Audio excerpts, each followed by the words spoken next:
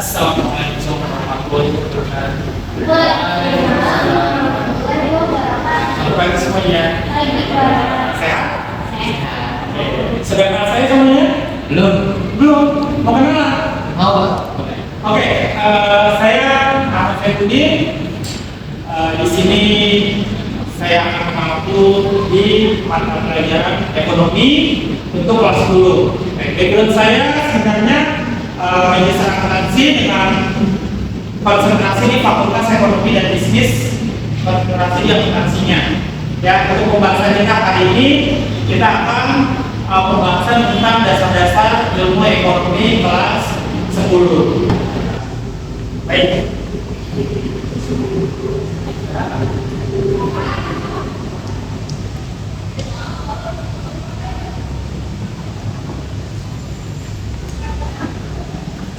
Oke, di pertemuan sebelumnya kita ada pembahasan sedikit tentang ekonomi. Kelas berapa kalian ini?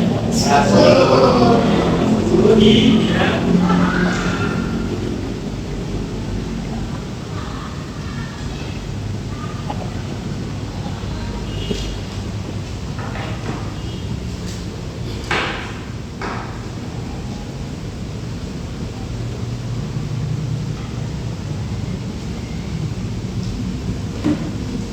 Sedikit pembahasan tentang dunia ekonomi. Kita langsung saja masuk dalam pembelajaran, yaitu ekonomi tingkat SMA kelas 10, yaitu ekonomi dasar-dasar kita. Kelihatan semuanya? Kelihatan. Oke. Ini adalah saya mengambil dari beberapa buku yaitu tentang ilmu ekonomi IPS ya, untuk kelas 11, untuk kelas 10 dengan narasumber yaitu AMS atau akuisisi UI. Oke, dengan tujuan pembelajaran yang akan saya sampaikan yaitu tentang menjelaskan bagaimana konsep ilmu ekonomi, menganalisis kebutuhan manusia dan kalangan sumber daya atau SDM-nya, serta menyusun skala prioritas, menjelaskan integritas keuangan, menjelaskan biaya keluar, serta menganalisis pembagian ilmu ekonomi dan membandingkan sistem ekonomi yang ada di dunia ini. Oke, sejauh ini apa yang kalian ketahui tentang dunia ekonomi? Masih ada yang ingat? Pandangan kalian tentang dunia ekonomi tentang apa?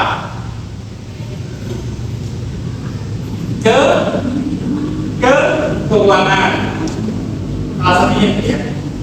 Kalau sudah jalan masuk. Nah, di sini ada pengertian ilmu ekonomi, yaitu dalam kata ekonomi berasal dari bahasa Yunani yang berarti ekonomia, yang berarti adalah manajemen rumah tangga. Asal katanya adalah oikos dan nomos ya, atau oikos atau bagian keluarga, rumah tangga, sedangkan nomos adalah peraturan atau hukum. Jadi ekonomi atau ekonomia adalah aturan masyarakat sebagai hukum kontrak yang menentukan rumah tangga yang baik. Jadi bagaimana secara gamblang atau menjelaskan dalam dunia ekonomi dalam rumah tangga bisa dilihat dari bagaimana kalian atau setiap individu itu memanajemen bidang ekonomi kalian masing-masing ya. Perbedaannya antara ekonomi, manajemen dan akuntansi itu masing-masing memiliki perbedaan. Antara lain jika akuntansi dia berpatok ke akuntansi internasional ya. Sedangkan manajemen tergantung dari SOP-nya masing-masing, dari manajemen atau manage dari yang kalian bisa membuatnya sendiri ya. Jadi masing-masing individu atau sebuah perusahaan atau bisa dibilang sebuah yayasan atau sejenis yang lain itu memiliki manajemen yang berbeda-beda.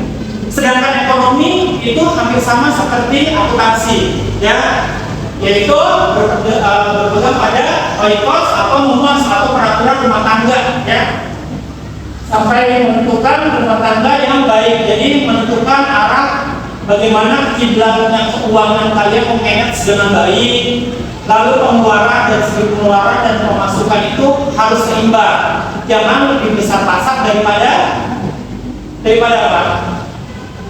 Lebih besar apa? Lebih besar pasar daripada iya, atau lebih banyak pengeluaran daripada pemasukan ya kalau untuk ilmu ekonomi seperti itu. Jadi jangan sampai kalian misalnya sudah bekerja dalam 1 bulan kalian mendapatkan penghasilan 5 juta per bulan, namun pengeluaran kalian itu lebih daripada 5 juta, yaitu bisa jadi 5 juta 500 atau 6 juta. Itulah namanya lebih pengeluaran lebih besar daripada pemasukan. Oke, sampai sini ada yang bertanya? Cukup ya? Nah, di sini ada beberapa pengertian tentang sejarah ilmu ekonomi, antara lain dari Adam Smith ya, yang mengatakan bahwa ekonomi adalah penyelidikan tentang keadaan dan sebab adanya kekayaan negara. Serta dari Alfred Marshall tahun 2012 yang mengatakan bahwa ekonomi adalah studi tentang manusia dan bisa mengkaji bagian dari tindakan individu dengan sosial yang paling dekat dengan pencapaian penggunaan kesejahteraan material. Nah, seperti yang tadi saya katakan, jadi setiap individu itu masing-masing memiliki perbedaan cara memanage ekonominya masing-masing. Seperti saya juga ya, misalnya dari satu siswa ke siswa lain memiliki uang ongkos atau uang jajan setiap harinya pasti berbeda-beda. Tidak mungkin tidak sama ya. Mungkin si A mendapatkan ongkos atau uang jajan setiap hari per harinya 10.000, sedangkan si B 20.000. Bagaimana cara mereka berdua mensiasati atau memanage masing-masing keuangan tersebut? Bisa jadi si A yang hobi dengan membawa makanan dari rumah, ya, sedangkan si B dia lebih suka jajan di luar. Ya, jadi pada saat si A dan si B membuat tabungan sendiri, itu masing-masing berbeda. Jika si A adalah satu hari 10.000 dan membawa makanan dari rumah, dia bisa menabung satu harinya 5.000. Sedangkan 5.000 bisa untuk jajan atau untuk minuman di kantin. Sedangkan si B, dia tidak membawa makanan dari rumah, namun dia membawa uang jajan 20.000 satu harinya. Apa yang akan dia membuat? Jika dia lapar pasti beli makanan, ya, dengan menghabiskan uang tersebut. Jadi bisa jadi perbandingan antara si A dan si B itu pasti ada perbedaan masing-masing, tergantung dari manajemen cara pola pikir mereka manage keuangan masing-masing ya. Sedangkan dari JBC adalah mengatakan bahwa ekonomi sebagai suatu kajian tentang peraturan yang bisa menentukan kekayaan. Nah, dari situ kita bisa lihat si A atau si B dari kedua individu tersebut mana yang lebih bisa memanage keuangan untuk menabung. Bisa dilihat adalah si A ya, karena dia lebih menghemat dengan membawa makanan dari rumah walaupun uang jajannya lebih sedikit dari si B. Oke, kita lanjut.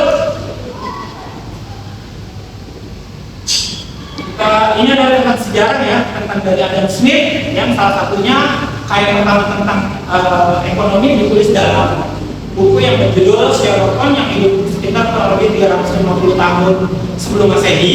Karyanya adalah ekonomikus yang berarti manajemen ya, jadi bersama semuanya. Lalu di sini juga ada, nah kita lihat mungkin dari sejarah ekonomi. Yang kedua adalah barter dan uang. Salah satu konsep yang penting dalam sejarah ekonomi adalah barter.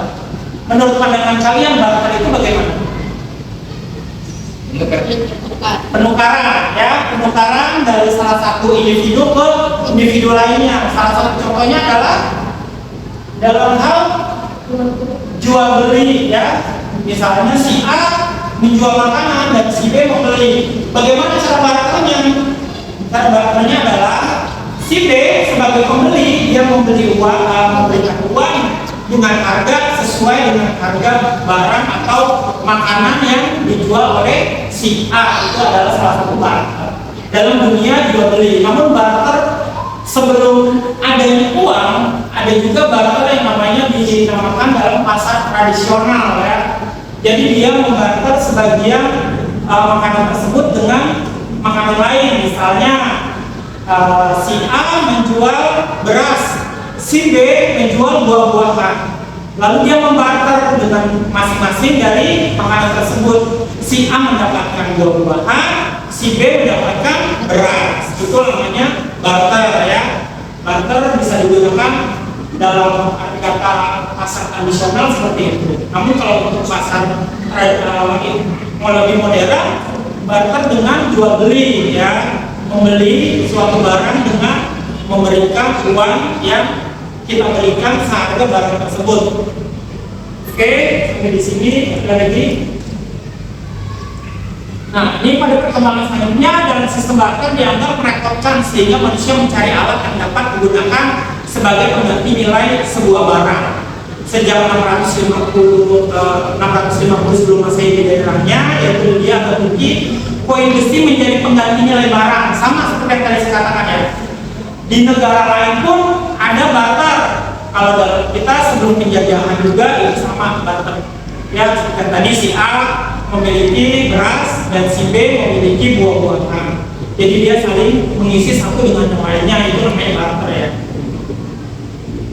Lalu kita lihat lagi. Nah, di zaman modern akan lebih bagus lagi ya. Kemudian ditambah adanya koin yang berasal dari emas, perak ataupun tembaga sebagai alat utama jual dan beli barang-barang tersebut. Saat ini dalam bentuk uang beragam.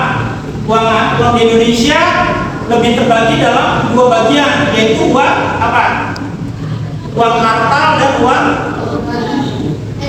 gira, ya. Uang kartal itu terbagi dua, uang kertas dan uang logam. Sedangkan uang gira itu biasanya seperti pembayaran dengan misalnya giro atau cek, ya, atau sejenis lainnya, itu adalah uang gira. Namun kalau uang kartal itu adalah uang logam, uang kertas yang dicetak atau dikeluarkan oleh pemerintah sebagai alat jual beli yang sah atau sudah ditetapkan melalui undang-undang yang ada di Indonesia. Seperti itu. Nah, ini kebutuhan manusia, kebutuhan yang tidak dapat terbatas ya. Jenis-jenis kebutuhannya biasanya dua nih. Jenis-jenis kebutuhan berdasarkan tingkat intensitas, yaitu kebutuhan premier, sekunder, lalu tersier. Nah, kebutuhan primer itu apa? Kebutuhan manusia yang harus dipenuhi untuk melangsungkan hidup. Salah satunya kita membutuhkan asupan makanan untuk sebagai pengganti oksigen yang ada di dalam tubuh kita, bisa berbentuk karbohidrat, yaitu nasi atau dari buah-buahan yang mengandung karbohidrat sebagai pengganti nasi. Salah satunya kentang, jagung itu bisa mengganti makanan sebagai karbohidrat pengganti nasi. Ya. Kebutuhan sekunder apa? Perlengkapan kebutuhan yang dipenuhi setelah premier. Salah satunya contohnya pakaian, ya. Pakaian yang berbentuk pakaian, sandal, selop atau yang lainnya seperti itu ya. Jadi sebagai pelengkap premier. Nah, kebutuhan tersier atau kebutuhan yang bersifat mewah. Apa itu mewah? Perhiasan, bisa mobil, bisa rumah mewah. Itu adalah kebutuhan yang bersifat mewah atau kebutuhan tersier. Ya, jadi kebutuhan di antara kita itu ada tiga. Biasanya kebutuhan premier, kebutuhan sekunder, dan kebutuhan tersier. Kebutuhan tersier ini sebenarnya wajib atau tidak? Wajib atau tidak kita miliki? Sebagian ada yang mengatakan wajib dan sebagian ada yang mengatakan hanya sebagai pelengkap atau sebagai kebutuhan pemuas dalam diri kita. Ya, misalnya kita memiliki rumah mewah, dengan begitu kita nyaman dari tidur, dari mungkin di musim hujan lebih terlindungi dari cuaca hujan atau cuaca buruk ya, lainnya seperti itu.